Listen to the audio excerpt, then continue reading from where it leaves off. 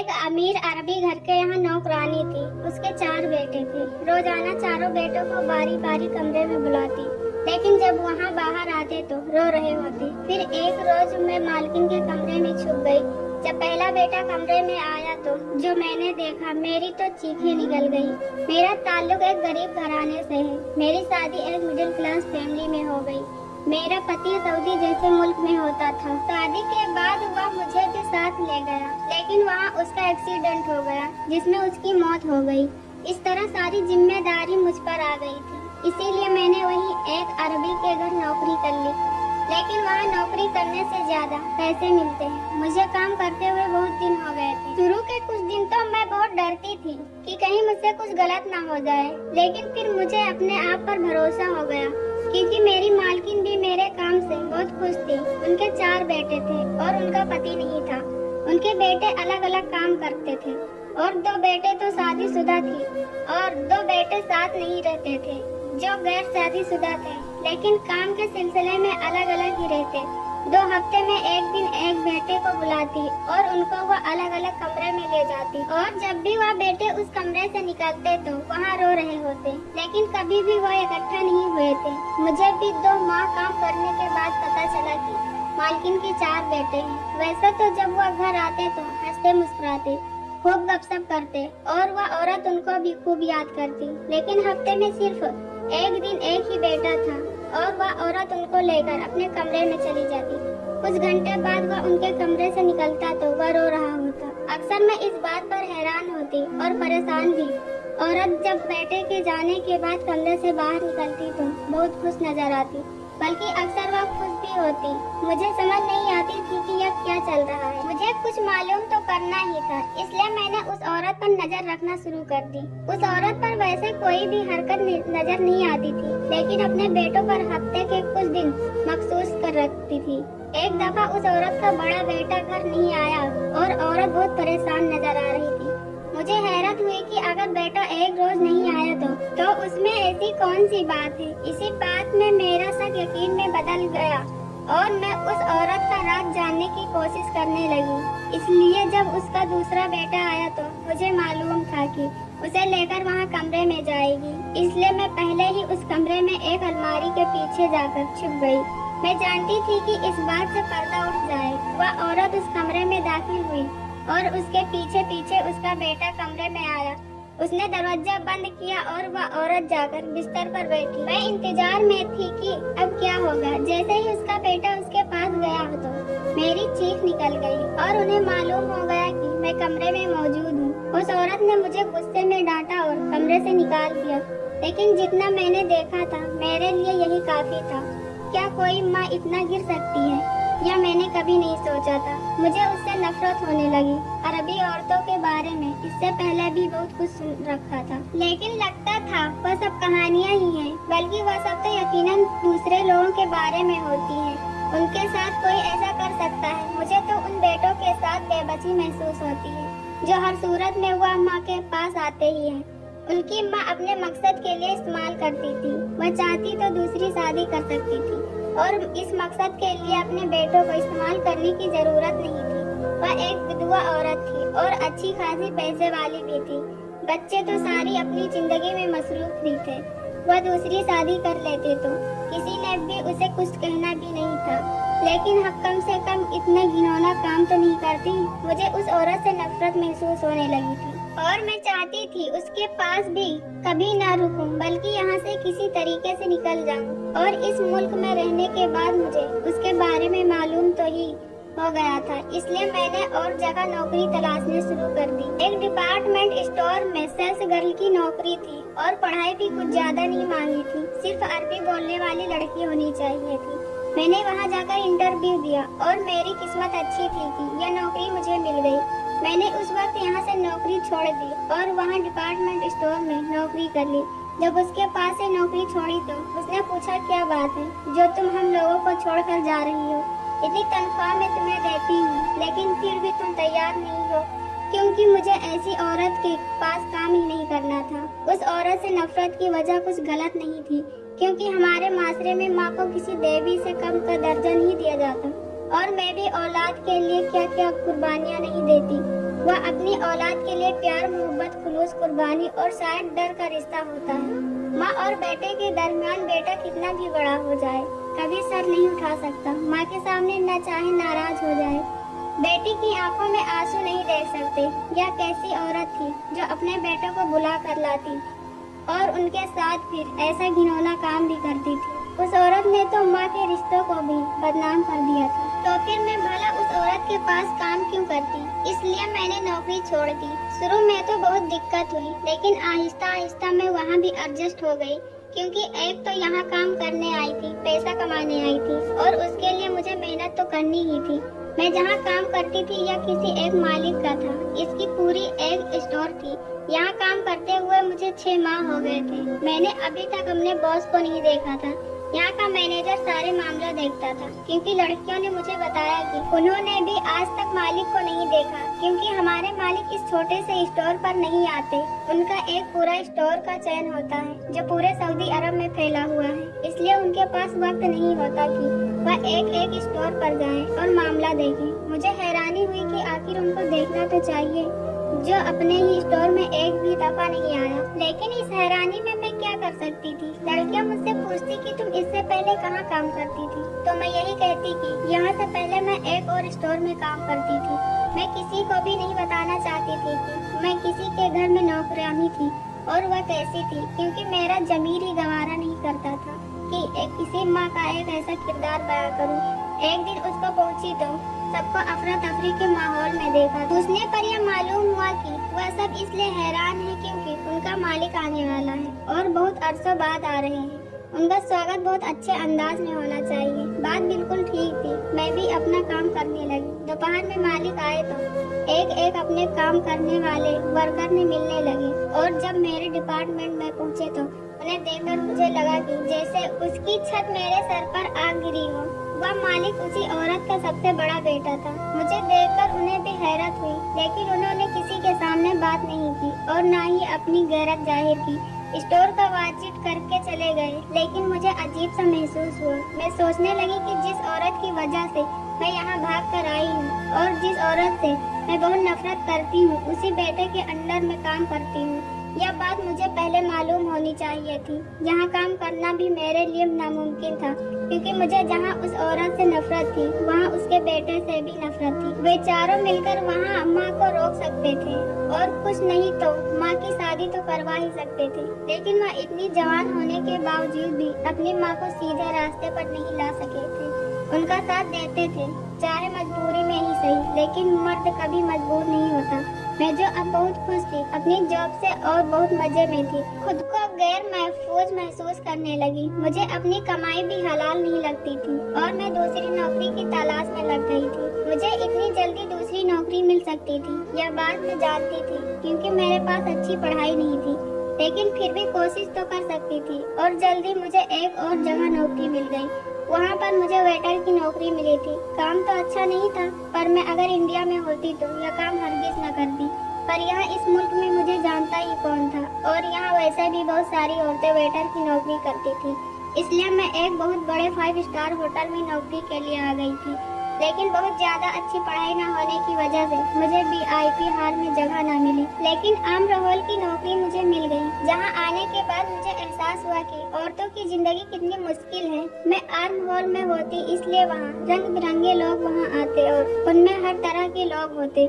कुछ लोग ऐसे भी होते जो आम कपड़े में होने के बावजूद भी इज्जत और आराम से बात करते थे, और कुछ ऐसे होते कि जिनको लगता था कि हम ऑर्डर लेने आए हैं। तो नौकरी पहले वाले 2 नौकरियों के मुताबिक बहुत कठिन थी। तनख्वाह अच्छी थी, लेकिन काम करना बहुत मुश्किल था, और अपनी इज्जत बचाकर काम करना तो बहुत ही मुश्किल था। लेकिन जो एक चीज दिमाग में थी कि वह माँ बेटा गलत है और उनके पास नौकरी करके मैं आराम कमा रही हूँ, वह चीज नहीं थी।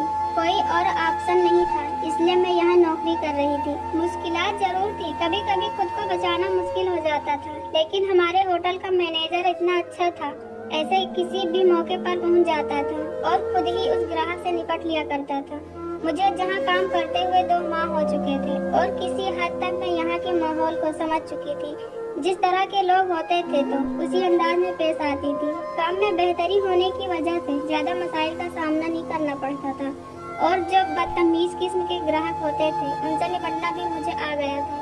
एक दिन जब मैंने ऑर्डर लेकर सर्व करने जा रही थी तो मैंने देखा उसी होटल में वह औरत अपने सबसे छोटे बेटे को लेकर दाखिल हुई। उसे देखने के बाद मेरी हिम्मत न हुई कि मैं उस पर टेबल पर जाकर उसे ऑर्डर कर लूं। मैं उनका सामना ही नहीं करना चाहती थी।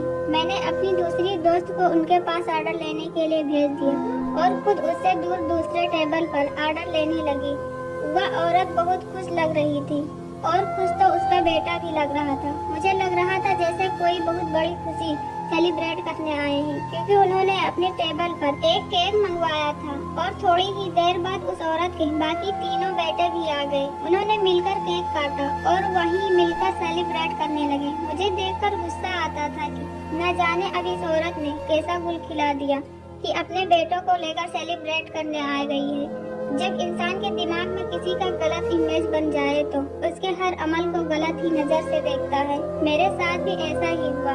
वह लोग तो सेलिब्रेट करके चले गए। बाद में उस टेबल पर जिसने सर्विस दी थी उस लड़की से मालूम हुआ कि उस लड़के का आज बर्थडे था जिसके साथ उसकी माँ आई थी और यहाँ बैठकर सब लोगों ने बर्थडे सेलिब्रेट किया। और मजे की बात यह है कि बर्थडे गिफ्ट के तौर पर उसको उसकी माँ ने अपने साथ एक हफ्ता रहने की ऑफर दी है। उसकी तरफ से यह तोहफा था। बाकी सब हैरान थे, लेकिन मेरी हैरत का अलग हुआ सब इसलिए हैरान थी। एक बेटे का माँ के साथ रहना यह कैसा तोहफा है, जबकि मैं तो इसलिए हैरान थी कि वह औरत अपने सब बेटों को अपने मकसद के लिए इस्तेमाल करती है और उसने हफ्तों के दिन अपने बेटों के लिए बांट दिए हैं।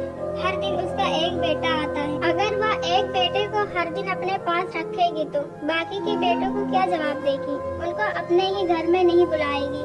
वह मामूल के मुताबिक उसके बाकी बेटे भी आएंगे तो क्या छोटे बेटे को पता नहीं चलेगा कि उनकी माँ सब भाइयों को अपने मकसद के लिए इस्तेमाल करती है? तो क्या उस औरत का राज नहीं खुलेगा? इस बात में शदीद जासूस होने लगा कि वह औरत अब क्या करेगी। लेकिन मैं तो खुद उस औरत के घर से नौकरी छोड़कर आई थी, इसलिए मालूम नहीं कर सकती थी कि वह क्या करेगी। लेकिन कहते हैं कि ना जासूस बहुत बुरी चीज होती है। कभी कभी इंसान से गलत तरीके से भी काम करवा लेती है। इंसान के दिमाग में जासूस जिस तरह बैठ जाए तो जब तक खत्म ना हो उसे सुकून नहीं मिलता। और हम हिंदुस्तानी लोग तो ऐसे भी इस काम में बहुत माहिर हैं। इसलिए मैंने उस फ्लैट के साथ एक दूसरे फ्लैट में काम करने वाली औरत को, मेरी दोस्ती थी, उसको फोन किया। उसको उस औरत का राज तो नहीं बताया, लेकिन सिर्फ इतना कहा कि देखना इस हफ्ते उसके बेटे आते हैं या नहीं। मैंने बहाना कर दिया कि बाद में तुम्हें इसकी वजह बताऊंगी, बस तुम नजर रखना। एक हफ्ते के बाद उसने मुझे बताया कि छोटा बेटा उसके साथ था, बाकी तो कोई बेटा मिलने नहीं आया। तो मेरा शक यकीन में बदल गया कि यकीनन यह औरत कोई गलत खेल खेल रही है। इसलिए बाकी बेटों को यह कहकर मना कर दिया होगा कि तुम्हारा छोटा भाई इधर ही है, इसलिए तुम लोग मत आना। इसका मतलब यह है कि वह बहुत तेज है। मैंने अपनी दोस्त को तो चक्कर दे दिया, उसको कुछ नहीं बताया, लेकिन खुद उस औरत की मक्कारी पर हैरान रह गई कि वह कितनी मक्कार औरत है जो इतनी चालाकी और सफाई से सारा काम कर रही है। लेकिन मुझे समझ नहीं आती थी आखिर वहाँ अपने बेटों को क्यों इस्तेमाल करती है। क्या उसके पास कोई और ऑप्शन नहीं है, या तो ऐसा मुल्क है जहाँ इस बात पर कोई रोक टोक भी नहीं करेगा। आखिर क्यों अपने ही बेटों के पीछे है? और उसके 2 शादीशुदा बेटे हैं, उनकी बीबियां कुछ नहीं कहती क्या? लेकिन मैं अपने काम से मुतमईन थी, इसलिए ज्यादा उस औरत की खोज भी नहीं करती थी। मैं काम कर रही थी कि एक दिन मुझे खबर मिली कि हमारा होटल सील हो गया और अब इसे किसी और शख्स ने खरीद लिया। या तो मालूम नहीं हुआ कि किस शख्स ने खरीदा है, लेकिन जो शख्स आया उसने हम सबका यूनिफॉर्म चेंज किया और अब का यूनिफॉर्म पर्दे वाला था तो पैंट शर्ट ही, लेकिन उसके साथ पूरी पैंट और पूरी शर्ट थी और एक इत्तेफाक भी था। वह आप पर डिपेंड करता था, स्तर पर रखना है। इससे लगता था कि आने वाला बहुत ही अच्छा इंसान है और होटल के हालात भी अच्छे हो जाएंगे। हमें बदतमीज किस्म के ग्राहकों को जो मसले मसाइल थे वे यकीन ठीक हो जाएंगे और यह मेरे लिए तो बहुत अच्छी खबर थी। मुझे शिद्दत से इंतजार था कि यह नया बॉस जो भी है मैं उससे मिलूंगी और बात करूंगी। या तो एक फितूरी बात है, इंसान को जो चीज पसंद होती है वह कहीं मिल जाए तो जी चाहता है उस शख्स का शुक्रिया अदा करूं। जब होटल में बहुत सारे चेंजेस हो गए और नए बॉस के मुताबिक हर चीज हो गई तो एक दिन बॉस चेकिंग के लिए आया और उसको देखकर मुझको अपनी आंखों पर यकीन आया, क्योंकि वह कोई और नहीं, उसी औरत का दूसरा बेटा था। मैं बहुत ज्यादा परेशान हो गई थी कि यह तीसरी नौकरी थी और अभी मैं इसमें सेटल हुई थी, जिससे मैं मिलने को तैयार थी कि वह बहुत अच्छा इंसान लग रहा था। लेकिन यहाँ भी उसी औरत का बेटा होगा, या तो मेरे ख्याल में भी नहीं था। जाने क्या बात थी कि कुदरत मुझे घुमा घुमा कर उसी खानदान से मिला रही थी। फिर मैंने भी सोच लिया कि चाहे जो भी हो जाए, मुझे एक बार जाकर उस औरत से खुले तौर पर बात कर लेनी चाहिए, क्योंकि मैं अगर यहाँ से छोड़कर कहीं और जाऊंगी तो यह भी नहीं जानती कि वह औरत बहुत अमीर है और उसके सारे बेटे बेखासा अमीर हैं। सब अपना अपना काम करते हैं, इसलिए मैंने अपने दिल में सोच लिया कि मैं ऐसा ही करूंगी। लेकिन इस बॉस ने मुझे वहाँ देखा तो पहचान लिया और उसने खुद मुझे ऑफिस में बुला लिया। उसने मुझे कहा कि आप हमारे घर से काम छोड़कर आई थी, तो मुझे बहुत हैरत थी कि आखिर क्या वजह है कि आप काम छोड़कर जा रही हैं, क्योंकि आप दूसरे मुल्क में हैं और मेरे माँ के घर में महफूज थी। लेकिन उसके बाद आप मेरे भाई के स्टोर पर काम करने लगी, लेकिन भाई को देखने के बाद आप वहाँ से भी काम छोड़कर आ गई। इस बात ने हम सबको परेशान कर दिया था। हमने आपको ढूंढने की बहुत कोशिश की और बहुत खुशी की बात है कि आप मुझे मिल गई हैं। आप हमें बताएं कि हमसे ऐसी क्या गलती हो गई है कि आप मुझसे भागती फिर रही हैं। अगर कोई मसला है तो बताएं। आपके शौहर से हमारे बहुत अच्छे ताल्लुकात थे। वह हमारे यहाँ ड्राइवर के तौर पर काम करते थे और उनकी मौत का हमें बहुत अफसोस है और हम नहीं चाहते कि उनकी बीवी इस मुल्क में मुश्किल से गुजारा करे। मैंने उनसे कहा कि पूछना तो मैं भी बहुत कुछ चाहती हूँ, लेकिन अगर आप बुरा न माने तो मैं आपके घर आकर मालूम कर सकती हूँ। वह सही बात उसने मुझे खुले दिल से इजाजत दे दी। उसने मुझे बताया कि संडे को सारे भाई घर पर होंगे, माँ के घर पर, इसलिए मैं वहाँ आकर बात कर सकती हूँ। मुझे शिद्दत से संडे का इंतजार था और जब मैं उनके घर पहुँची तो वहाँ सब मौजूद थे और अक्सर संडे को ऐसा होता था कि चारों भाई यहाँ आया करते थे। आज भी वह औरत मुझे देखकर बहुत खुश हुई और उसने कहा कि तुम्हें हमने कहाँ कहीं नहीं ढूंढा, तुम तो गायब हो गई थी।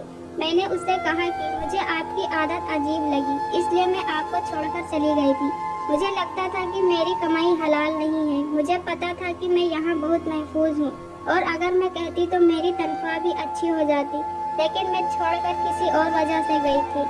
वह आपसे मालूम करना चाहती। उन्होंने कहा तुम मुझसे पूछो क्या वजह है, मैं तुम्हें जवाब दूंगी। मैंने उनसे कहा क्या मैं आपके बेटों के सामने सवाल कर दूं? तो उन्होंने कहा कि तुम कोई भी सवाल मेरे बेटों के सामने कर सकती हो। मेरा कोई भी ऐसा राज या पर्दा नहीं है जो मेरे बेटों से छुपा हुआ है। मैंने फिर भी उन्हें ढके छिपे लहजे में कहा। वह उन्हें आखिर क्या कहती हैं कि वह कमरे से रोते हुए निकलते हैं। और फिर मैंने उस दिन जो देखा कमरे में, आप उन सारी बातों का खुलकर बता दें। तो यह सब सुनकर वह हंसने लगी और कहने लगी, इतनी सी बात थी तो यह बात तो आप मुझसे पहले भी पूछ सकती थी। मैं पहले ही आपको बता देती कि मसला है कि मेरे चारों बेटे अपनी जिंदगी में कामयाब जरूर हैं, लेकिन मैंने उनके बाप से वादा किया था कि मैं उन्हें दुनिया के साथ साथ आखिरत में भी कामयाब बनाने की पूरी कोशिश करूंगी। और इस मकसद के लिए वह इतने बड़े हो गए हैं, तब भी मैं उन्हें कुरान पढ़ाती हूँ, मुझे रोजाना नमाज के बारे में पूछती हैं और तहज्जुद के भी बारे में। और यह सारे सवाल होते हैं कि 5 वक्त की नमाज कौन ज्यादा पढ़ेगा, कौन नफिल ज्यादा पढ़ेगा, कौन तहज्जुद ज्यादा पढ़ेगा। और अलग अलग दिन इसलिए बुलाती हूँ ताकि पूरी तवज्जो से उन्हें पढ़ा सकूं। वह रोते हुए इसलिए निकलते हैं कि कुरान जिसके दिल पर असर कर जाए तो वह कुरान की बात कह नहीं सकता। खुदा का फरमान अगर वह कुरान को पहाड़ पर उतारता तो पहाड़ भी जर्रे जर्रे फट जाता। और वह कुरान जब यह समझते हैं तो सीधा उनके दिल पर असर करता, तो आंसू खुद निकलते हैं। और तुमने जो उस दिन देखा तो दरवाजा बंद करके फौरन बाद मेरा बेटा मेरे ही गले लग गया और तुमने गलत समझ लिया। वजह यह है दरवाजा बंद करना इस बात की अलामत होती है। मैं उनकी माँ नहीं, उनकी टीचर हूँ। और मेरा बेटा खुशी से मेरे गले लगा था क्योंकि इस हफ्ते का वह विनर था। वह उस दिन इसलिए मेरे गले लगा था क्योंकि पूरे हफ्ते उसने एक भी नमाज कजा नहीं की थी और न ही एक भी नवाफिल उसने छोड़ी थी। मैं जानती थी कि मेरा बेटा बहुत खुश है और वह खुशी से मेरे गले लगेगा। और तुमने इसी बात को न जाने क्या समझ लिया। दोस्तों, अगर आपको हमारी वीडियो अच्छी लगे तो लाइक करो, कमेंट करो, चैनल को सब्सक्राइब करो। हम आपके लिए ऐसी वीडियो लाते रहेंगे। धन्यवाद।